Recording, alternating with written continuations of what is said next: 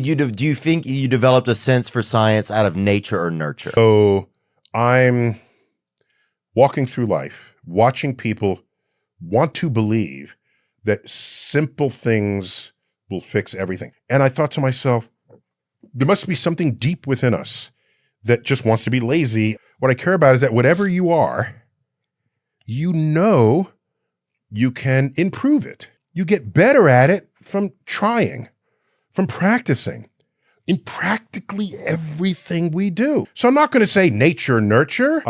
He's in the water 30 hours a week. So generally, if you part the curtains, someone is working really hard at what might look easy to them. I feel like you've obviously put in the, what is it?